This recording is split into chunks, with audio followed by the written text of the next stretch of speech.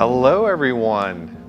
Welcome back to PCA's Garage. It's Tech Tactics Live, episode 58, and we've got a really interesting topic and we have some experts here. I think we're gonna kill the music here shortly and we're gonna get started with the future of motor oil, specifically non-petroleum oils. So if you're not sure what I'm talking about, we're gonna give you some education on that. A few housekeeping things. Of course, we want to thank Pirelli, our sponsor. Without their support, none of this would be possible. For those of you that are watching live tonight, be sure to ask questions in the live chat area. I'm going to monitor them with my phone and my laptop here. So if you want to ask myself or ask our guests questions, please do so there. And of course, always, if you enjoy it, like, subscribe, comment. We're trying to get to 100,000 subscribers. I've talked about it before, and each and every one of you that are watching can make a difference. So with that, allow me to introduce our guest today. It's Managing Director and CEO of Evolve Lubricants, Rick Lee. Rick, welcome. Thanks for having me. So we're going to throw up the agenda, and it's a fairly loose agenda because this is a broad topic, but there's a lot to cover. There's only about an hour that we have tonight with you all. We're going to talk about what is synthetic oil made of? How do you make oil, motor oil, without petroleum? What process does Porsche use when it tests oil in a new engine? What's the future of motor oil for internal combustion engines? So pretty broad agenda, and again, we'll tailor it to the flow of the conversation and also to the questions that we receive online. But Rick, let's just kind of start from at the basics first of motor oil. We know the traditional dyno oil that you've been using in your grandparents' cars or your parents' cars back in the day, standard oil. And then I would say probably right around maybe the late 80s, early 90s, kind of synthetic oils came into the market for mass market for automotive use. You can correct me if I'm wrong, but I'm just recalling from my memory. And what is the difference between traditional oil and what we know as synthetic oil versus what we're going to be talking about technology-wise in non-petroleum oil? So I know that's a lot, but I'm sure you've got that all well sorted in your head and you can share with our listeners. Boy, I hope so. The industry's, had a wide range of challenges, I think, and with new technologies that have come around in working with different base stock oils from Group 2 and Group 3 base oils. And I think some of the nomenclatures, from the naming of products from either fully synthetic, full synthetic, or 100% synthetic need to be taken into context, because there are, mineral oils and other conventional oils that have had synthetic-like manufacturing techniques, put to them basically to produce them, which give them synthetic-like properties, even though that particular product could have been a mineral oil to start out with, or a Group 2, Group 3 plus type of product. Make sense? Yeah, and to keep it even on the simpler side, from our conversations before, you go to your local auto parts store and you see your traditional oils, and then you see synthetic, and then you maybe even see synthetic blend. Some people think that those oils don't contain like crude oil, and I got you. You know what? Yeah, so maybe you can explain that. Yeah, I think just keep things in understanding, like in two basic categories: conventional oil and synthetic oils, and think of them on those terms. Typically, conventional oils are mineral oils in general. These Group 2 types of products, generally speaking, have lower performance properties to them than the synthetic oils. And so synthetic oil, typically in its manufacturing process, allows us to be to basically engineer the oil to a certain performance specification. But it's still, both of those are still petroleum based. Right. I think you're going to see everything in the market today petroleum based, other than Evolve's products. And there's a unique technology that we have that we're bringing to market relative to our products from a performance standpoint. Pretty interesting. And that's what was kind of hard for me to wrap my head around is, you think synthetic, you think not naturally petroleum based, but even though I'm grabbing a bottle of synthetic oil for my Porsche, it's still a petroleum based product. Yeah, I mean, a lot of this came around the semi-synthetic world and the introduction of semi-synthetic products into the marketplace with advanced manufacturing techniques. And there were lawsuits based on definitions with, the big companies, and there's a lot of confusion in the market space, I think, relative to whether something was 100% synthetic versus, fully synthetic. All right, so now that we understand the basics there, so to speak, let's move into non-petroleum oil, which is your world, and what does that mean? So from our standpoint, we start from a manufacturing process really that comes from a renewable base stock and a renewable carbon negative base stock, that's made, depending on which continent you're in, you can, in the U.S., we can actually manufacture that from soy, in Europe, rapeseed oil, and so it's a base oil that actually starts from a plant, and we actually take the oils and we actually break it down into alcohols from there, acetyl alcohol primarily, and from that manufacturing process we do a process called hydrogenation or isomerization and oligomerization. These really big fancy words that basically mean that we're processing this particular feedstock through the regular distillation process, and we're taking out that fraction at its boiling point or atomic weight, whether that's fuel, or lubricant. It could be jet fuel, it could be diesel fuel, gasoline.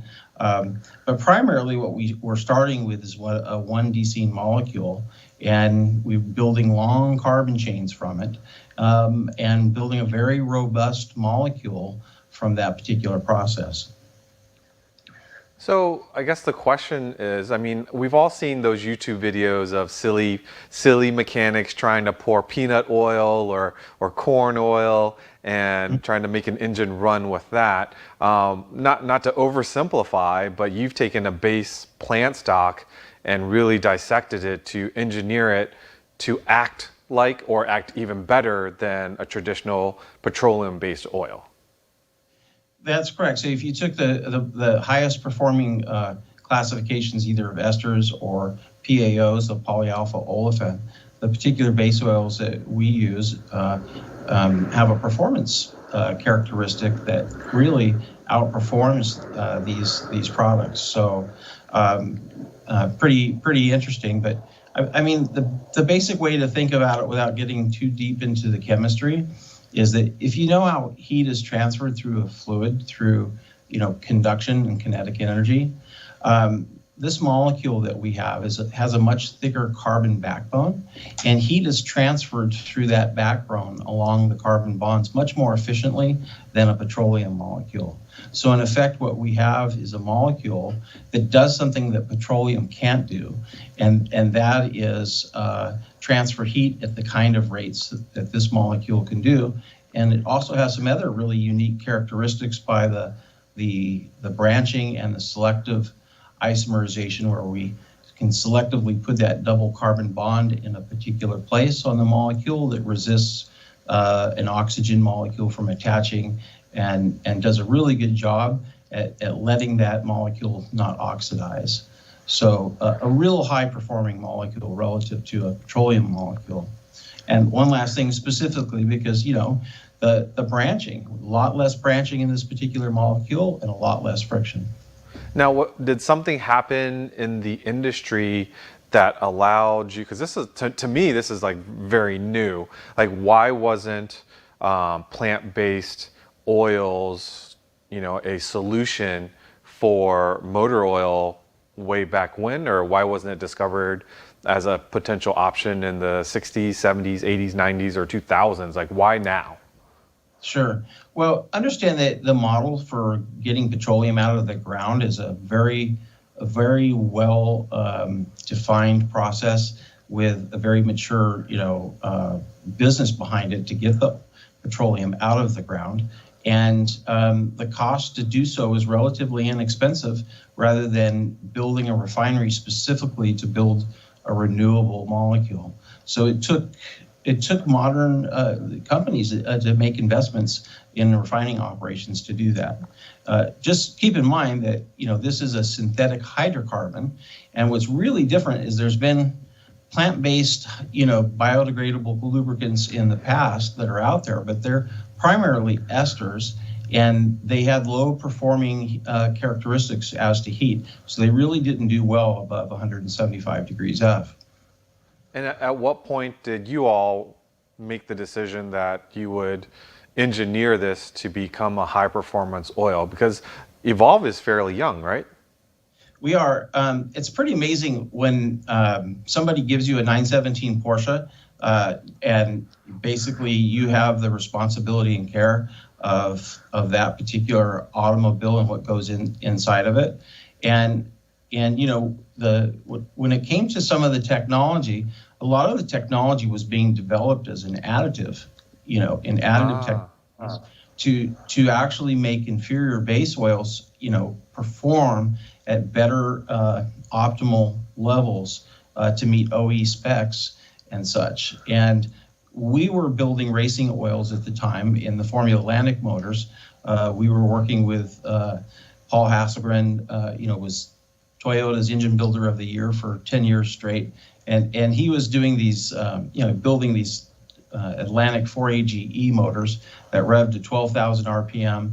And we thought, hey, this would be a really great test bed, for, our substitution of additives A/B testing. And we looked at the technology that was coming out of the space, and we said, hey, we think we could apply this and actually make a petroleum replacement product. So much like Porsche, did this evolve through your participation in racing? And if I'm not mistaken, that's 917 is from Bruce Canepa's collection, correct? It is.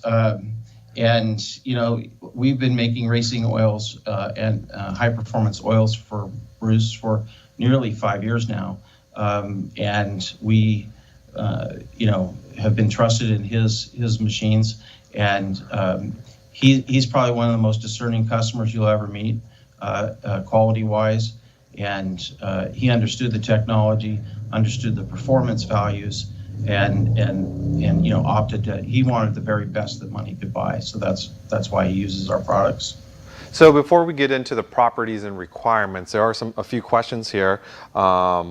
Lance Johnson wanted to ask, and you talked about renewable. That word came up earlier, and let's see. I think Lance said, is it truly renewable? Is this a biodegradable product? So it is. So there's sanctioning. I guess the word is there are bodies that are widely known in sustainability circles. And one of the companies at SGS Global, and they actually put out reports as to the carbon negative score of a particular product in its cradle to gate process. And so it's not just us saying that, it's actually a third party. And that's something that Porsche really insisted on, was third party validation of the product actually being renewable and carbon negative. That's so for those of us that are petrol heads, of course we are embracing some of this movement towards electric cars, and we see the benefits of that. But a lot of us, probably most of us, have iced internal combustion engines in our Porsches, and with what you're doing, is it going to maybe give more longevity to the existence of our types of vehicles? So the answer is absolutely yes. I mean, I could wildly predict that that the internal combustion engine married with synthetic renewable fuels will last a very long time. And I think you'll find that that many of these manufacturers do not want maybe serious models that they've had as their performance, you know, key in their lineup. They don't want to go to a battery electric vehicle, but they do want to keep the internal combustion engine. And so what we're able to do, is build an engine around this technology, this new technology, and with tighter engine tolerances, a number of other things to get the performance gains that we're looking for, whether that's fuel economy, horsepower, those kinds of things. I mean, that's pretty encouraging. I know we're talking about oils tonight. You mentioned a little bit about fuels, and with the potential of this being eco-friendly or having fuels that will work in, our internal combustion engines, like that makes me feel good. Just because I feel as though, we already say 70% of Porsches that were ever made are still on the road, and especially those of us in PCA, we're going to drive our cars forever. We're going to keep them forever, and so we always want to have the availability and not all of a sudden find ourselves 20 years down the road where our local gas station now only offers electricity. We always want to, we'll still embrace the electric side, but we still want to make sure that there's an avenue / option for our classics. Right. I mean, just so you know, in our DNA, we're car guys, and specifically, we love Porsches. We had the opportunity to test our renewable with Porsche AG this last year, and in Weissach, and it was quite an experience to go to the facility and meet and discuss with probably the smartest engineers I've ever been in the presence of, and probably the kindest and most warm people as well. So a great experience for us as a company.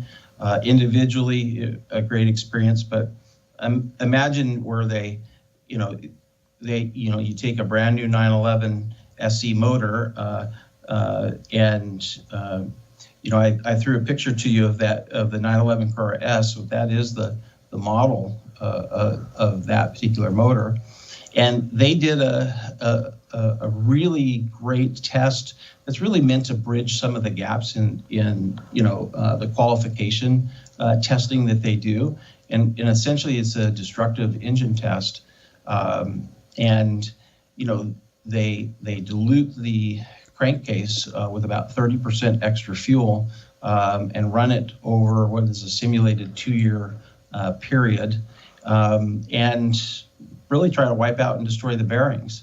And so there were some great takeaways after the Evolve 040 was tested, and one of the great takeaways was that we outperformed every reference oil they had ever tested in regards to viscosity and dilution, in fuel dilution measurements for that particular test. So very impressive. They were really generous, sharing data, and at the end of the test they said, hey, we're interested in having you publish the test results because they're so stunning, and present to the World Engine Congress in Baden-Baden. We thought the test results were so valuable that we needed to share them with the world. So I think for us, that was a great moment, at least in our young company's history. Sure. I mean that's a great segue to talk about sort of the requirements and standards that are expected of a motor oil, and you're going to a company like Porsche with high performance engines and trying to get your product validated through them and tested. Oil, we've talked to other folks, our friends that share with us, all sorts of standards that oils have to meet, that you have to meet. It's not a secret of what the oil needs to do when it's 0-40 and it has to stand up to all the different tests. Like how does I get it, you can develop for a racing team and maybe you have a secret sauce that you create something for them as an additive and you build it out of there. But tell me a little bit as how daunting is the task to take it to the level where instead of now making it for the race team, you're making it for an OEM to test? So it's not very daunting if you know what you're doing, right? So nice. That's the good part. Yeah. And the reality is the best thing I can, I use, one of the engineers that we worked with, how he described it. And that was, imagine, pendulums moving across, the surface here. And we have on each pendulum a bullseye targeted. And there are 6 pendulums moving across at different speeds. And you need to interlace the bullseye on every one of those pendulums. So it's an act in both balancing, getting the right oil for the right application. It's about, yes, the additives in some part, for sure. But it's an awful lot about starting out with the very best componentry that you can synthesize or make. And I can just tell you that the quality of the base oils that we use are second to none from a performance standpoint. And like making a 2050, our high temp, high shear numbers are 6.3. And one of the key factors in engine protection is the ASTM 4-ball scar test. Our numbers are 0.24, which are really the industry's best scores in regards to wear scar diameter for this particular test. So our products actually, outscore the competition, but that's kind of how competitive we are. We want to make the very best engine oils on the planet that also allow an organization like Porsche, who's really concerned about the environment, really concerned, about doing the right thing and making smart choices when it comes to carbon and CO2 and a number of things like that. So they've led initiatives in synthetic fuel production in Patagonia, other things. So great company. I can't speak highly of our experience there. It was great. So, I can appreciate the eco side of the oil. It's great to hear that you're meeting the standards, the oil standards, the standards that Porsche has placed on what they expect out of the oil. But from a motorhead side, it's what can we see performance-wise using it in our standard street cars? Like what is our engines going to run cooler? Here's a good question for you. I think Frank Hanrahan asked, how about oil change intervals? Does that change? It actually does quite a bit. In this particular test, the Porsche engine oil interval is at 9,000 miles rather. Mm-hmm. And the in part of the paper I wrote was really about the intersection of total base number and total acid number, and when the oil gets to a point where the additives are depleted at about a 60% level. So at that particular point, we had 22,000 miles on the engine with serious, fuel dilution. I say serious, meaning above 25% content of the crankcase was fuel.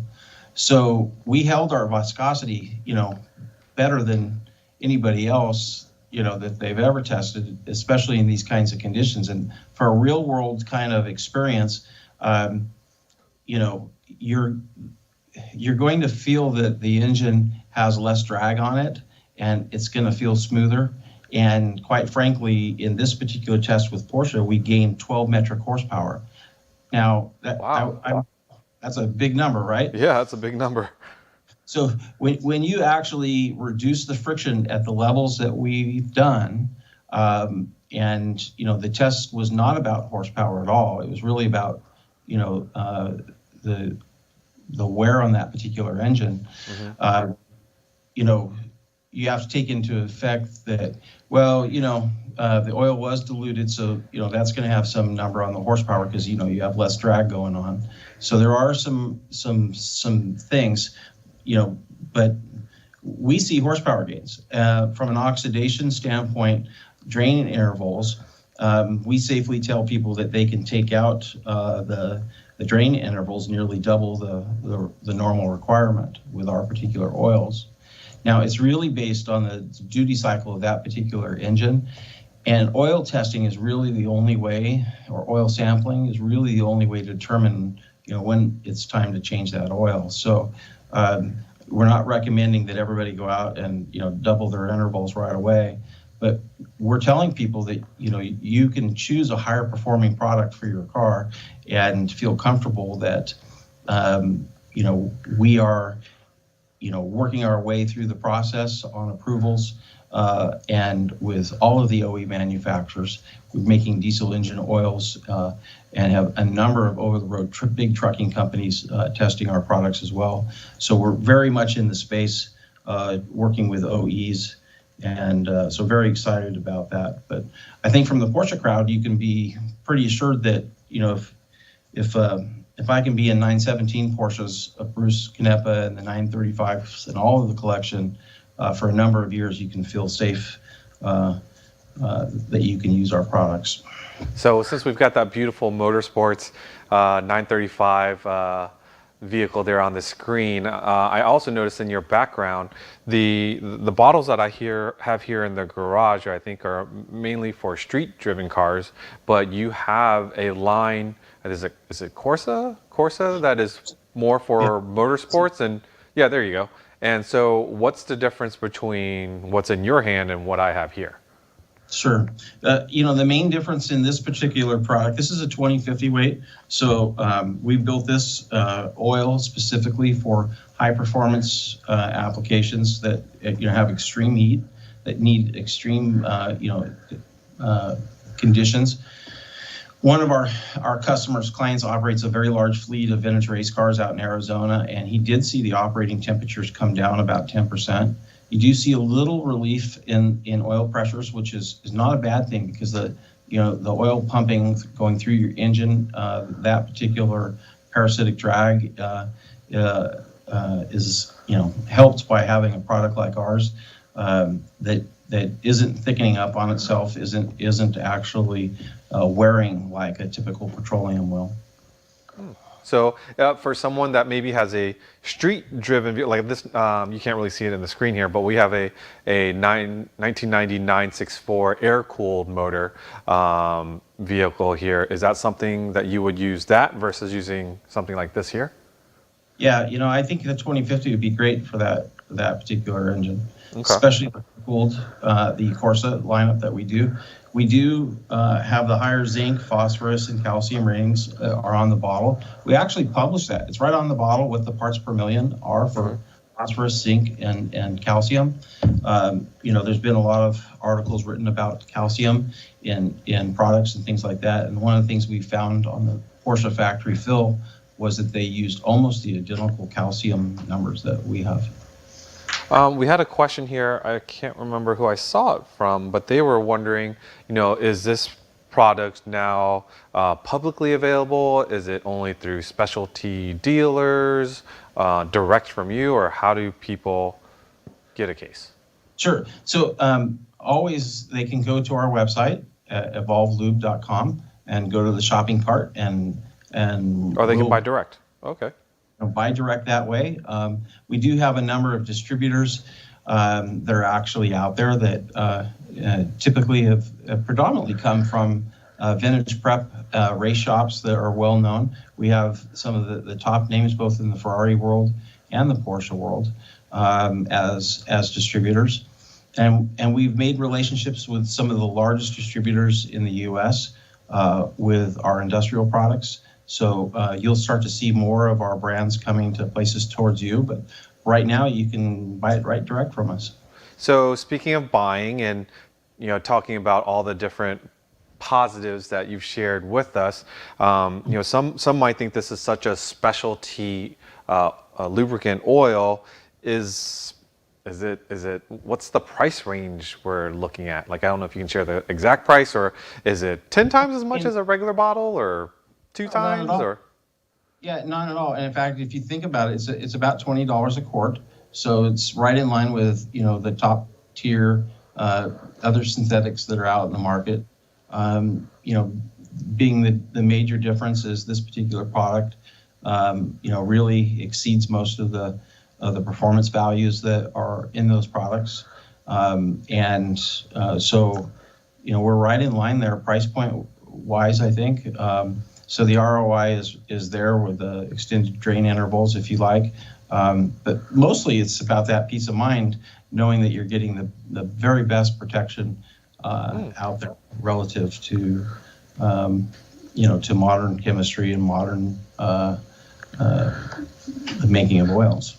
So, for those of us that are do-it-yourselfers and we drain the 9.5, 10 quarts out of this car, being non-petroleum, how do you handle the waste oil? Sure. So the product is completely compatible with petroleum. So that means that it can be interchanged with petroleum. It doesn't have any effect on any of the seals, seal swelling, things like that. If you remember back in the early 80s when we all first tried, racing oils that were, synthetic, they leaked everywhere, right? All the seals and the kind of cars we had, all this thing. So, our products are completely compatible with petroleum and all systems, engine systems, whether old or new. We have an awful lot of vintage race cars that use our products because that was our DNA and history, and we have an awful lot of new cars using our products as well. So here's a question that you'll probably have to explain the base of it because I don't understand it. It's above my level. But Carrie Myers writes in, is your oil A40 or C40 approved? What does that mean? And then the answer, please. Yeah. So going through the approvals process with Porsche, and basically the C40 really is about the low sulfated ash. So when we get into discussions of either a factory fill application or a service fill application for approvals, it's really a process that we have to work with Porsche and the companies. And so that particular process, we're in the process of doing those things, but it's not like just a pay to play thing for those approvals. You really do have to work with the additive companies to make sure. There's testing laboratories that we work with, like Southwest Research Institute, where we show, hey, we meet the spec for the low sulfated ash content particular of that particular oil requirement for C40. And then again, you send the oil off working with the additive companies, each of the OEMs, and we try to go through that approvals process. So we're currently in that approvals process. But from a spec basis, you compare the specs right off of of our website relative to what we do. You'll see that we meet and exceed these manufacturer specifications.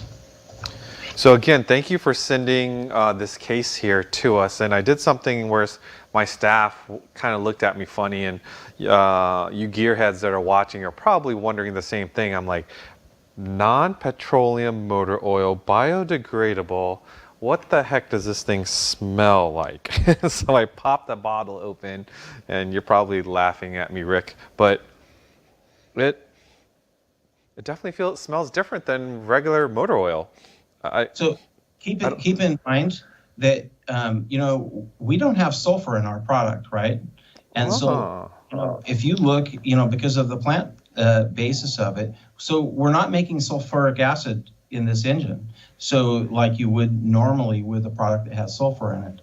So it's going to smell different, and it we should see. And you will see less of this acid being made and combined with the water that's being that's in the particular oils. You do have to boil the water out of the engine. So in a sense, you've got to do the heating up of your engine, do that whole process and let the water boil out. Really, the worst things you can do is to start an engine in the wintertime. Oh yeah. And don't go anywhere and don't have it reach its temperatures where the water can boil out of the oil. So Right. what we don't want is micropitting and other kinds of etching going on cam and wear surfaces based on the fact that you have acid buildups in the particular oils, and you don't have the sulfur content in that. So you got to boil the water out, is what I'm saying, so that so you don't have that kind of corrosion on the surfaces and things like that over the wintertime. So of course, after smelling it, I also had to dip my finger in, and I don't recall what my normal 040 feels like, but should I be having the same sort of viscosity, or does it feel a little bit lighter? Does it feel slicker? Yeah, it feels like slippery, more slippery than a traditional It feels oil. slippery, right? Yeah. Yeah. So here's the thing. Less friction, less heat, right? More power. And we have a very low NOAC or volatility number. So we're actually able to make an oil that does a better job at cooling the bearings and cooling the underside parts of the piston, as well as protecting the wear surfaces because of the dynamics of this molecule. So no issues whatsoever that we had with the traditional testing that Porsche did with the piston ring groove widening tests and other deposit tests. So we passed all of the tests that Porsche had on the C40 oil formulation approval test with green lights. But like I said, it is a process, and just wanted to let you know that you should feel a difference when you touch it and all of that. So someone here also, no, Lance, I'm not going to taste it. He said, am I going to taste it next? No, I'm not that crazy. But if I did, it's probably okay, right, Rick? No. No, don't taste it. Don't taste it. We don't recommend it. So someone asked, we don't normally talk about diesels all that often, but they're just kind of impressed with everything that you're talking about for a standard gas motor. Are there plans to take this and make it available for like the diesel market? So currently we have produced both a 1540 and 1030 diesel engine oil. We actually have it in field testing with 10 of the largest truck fleets in the country. So if I just name the colors of the trucks, you'd guess who they were. So I have to be pretty careful about that. But not only are we making diesel engine oil, you see on our website here where we're talking about combining renewable diesel with our industrial non-petroleum diesel engine oils. We have a number of large fleets testing right now in serious field tests with large fleets, that have 5,000 to 7,000 trucks. I mean, so we've gotten a lot of attention relative to the performance of this molecule. One of the characteristics of the base oil is that we've seen miles per gallon gains in the products. I think you'll see a miles per gallon gain if you use any of our products, and specifically in diesel engine oils, we're seeing that as well. So one of our friends, Lasse Bauer, he's in Europe. Is this available, or will it be available in Europe as well? So the plans are, we do plan for distribution in Europe, and currently, it is just about the shipping costs and things like that, where the world right now is at kind of right sides to supply chains. But we use a lot of eco-label, which is additives, which is the standard in our industrial products for the European values for being eco-friendly. So yes, both the industrial oils and passenger car oils will be available in Europe. So speaking of eco-friendly, is there a performance different with regards to emissions by using this oil? Yeah, and I want to say this, that, with respect to the auto industry, that they've done a really good job with efficiency and emissions, and especially, with diesel trucks and such, they've done a very good job with emissions, NOx requirements, things like that. So where we're going to see probably gains is in clean up of particulate matter in diesel engines, oil from using these products.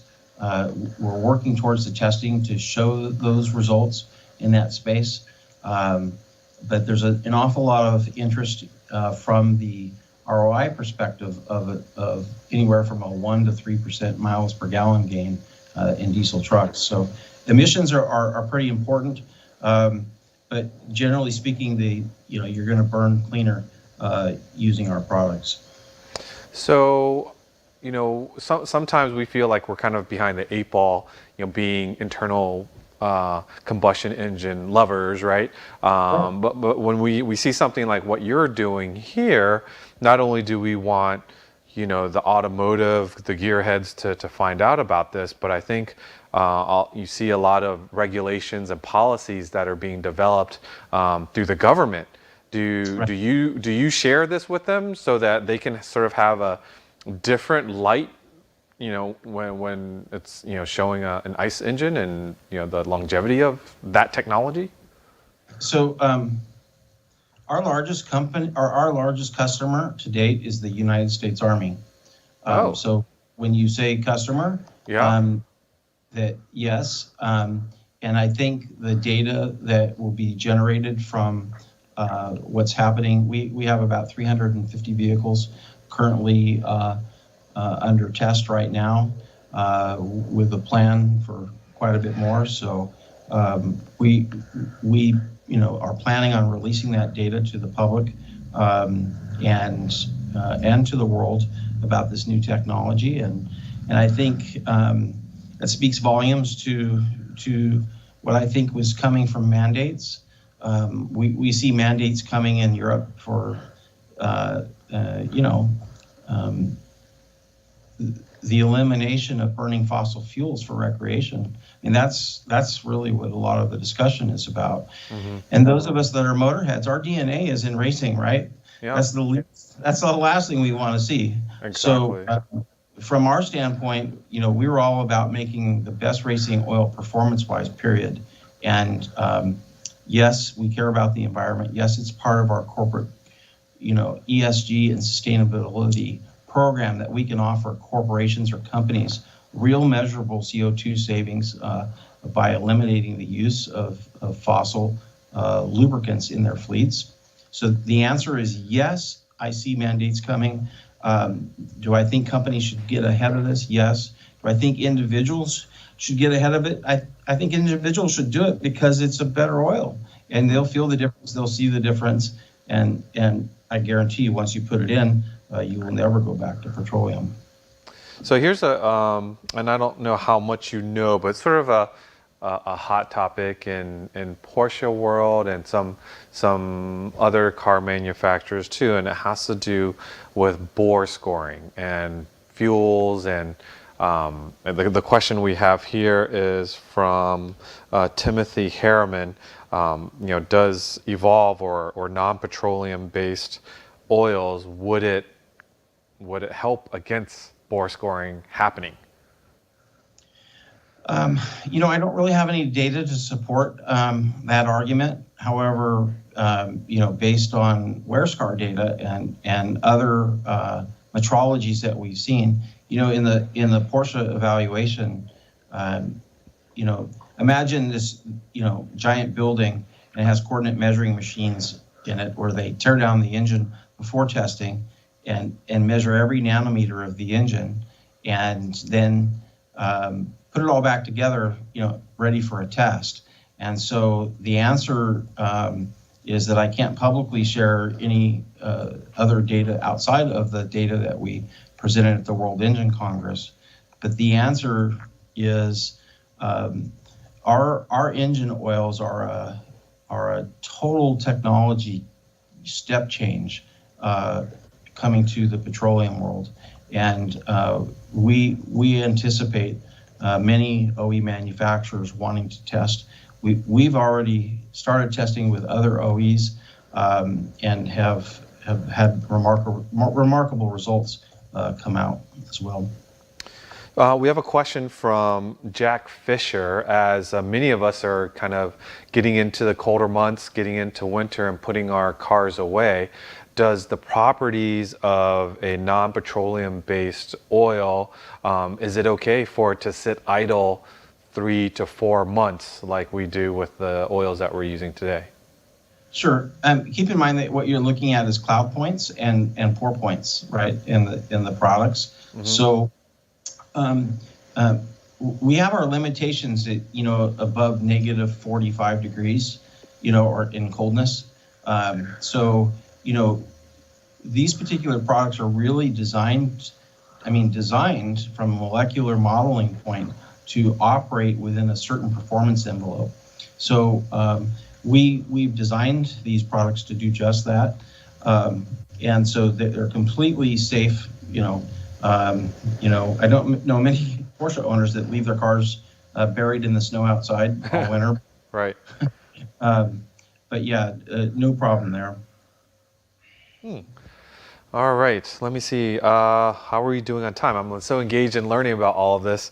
So we're going to give this a try here at PCA headquarters and put it in our car. Is there, is the oil change exactly the same? I'm changing an oil filter? I'm draining my existing synthetic oil that's in my engine, putting this in the same quantities, I'm assuming. Is there anything that I do differently by using a non-petroleum based oil? The only thing is you just don't have any guilt. That's the best part. Yeah, and performance. And you're going to get performance gains and better protection. So the answer is no special changes. Complete, absolute drop-in replacement for what you're doing now. And that's the beauty of what Evolve and Evocen and the Corsa brands really represent, is this is not some sort of future technology out there. We've been making racing oil for the most valuable Porsches on the planet for 5 or 6 years.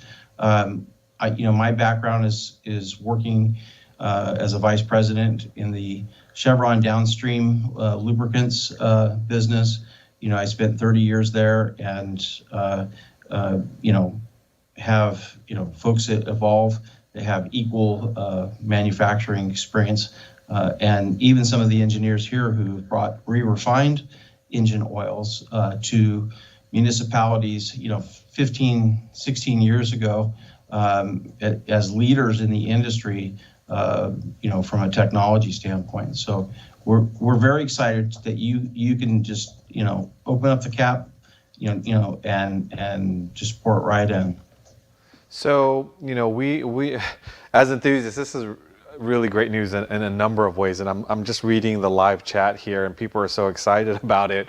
They're asking anything from, are you publicly traded, and all stuff, and you don't have to answer that right now, but I would imagine as more and more people know of this option, one, I'm thinking someone's going to come after you and sort of copy the technology and do it. But more importantly is what are your plans as more folks see this as an option and has higher demand? How are you going to keep up with the consumer demand?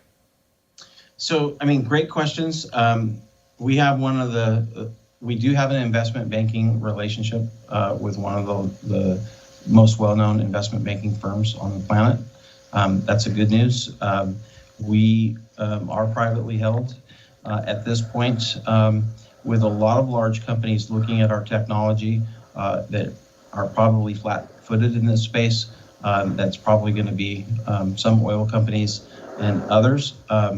We have a unique advantage because we're out in front of this technology quite a bit. We have our products in the field working today. We have $1 million insurance policy in place for every piece of equipment that our oil goes into. So we've eliminated the fear, uncertainty, and doubt of using our products. And, I think that's gained quite a bit of attention in the investment world. And we're talking to a lot of different companies about our future. And the one thing is sure, our future is bright. That's awesome. Well, thank you so much, Rick, for sharing. I'm going to go into a little bit of housekeeping, but stay online here and just kind of share with folks. If you haven't already liked, subscribe to our channel, put a comment, and not only will we have access to Rick after the video, but Zachary Todd, he's also been answering questions on the live chat. But if you leave a comment, we'll get back to you as well. Recently, we've dropped a few videos, if you know, actually more than a few videos on PCA's YouTube channel. We're trying to get to that 100,000 subscribers. We recently dropped a video on a Porsche tour when we were at the Audrain Motor Week. I want to let you know that, of course, Unstock, the modified Porsche show, November 13th. Registration is already open for that. We're almost sold out on display cars, but if you're just going to spectate, no registration is required there, and we've got some really amazing cars coming and you don't want to miss it. We also got word that we will have Tech Tactics West in California. Hopefully we'll have the details of the exact location here shortly, but Tech Tactics West will be November 19th and 20th. You only have to attend one day because they basically replicate the day, Saturday and Sunday. Let's see, Damon drove a beautiful Cayenne Turbo GT. He did a 1-mile review on that. And of course, Nathan did a big knowledge drop on the 987.1 platform, Boxsters and Caymans. And if you haven't caught that, anything and everything you want to know about a 987.1 is included in that video. We're also up to our 31st podcast, Porsche Club Insider. If you haven't checked us out there, please do. It's a lot of fun. It's like someone had said earlier, it's just sitting around with a bunch of friends, motorheads, talking about, of course, cars, but we even have culinary discussions. So it's a lot of fun. With that, I'm going to say thank you again to Rick. Thank you all for watching live tonight, and those that are watching later. If you have questions, again, drop it in the comment sections. We'll get to it, and I hope you enjoyed it. We'll see you next time. Bye.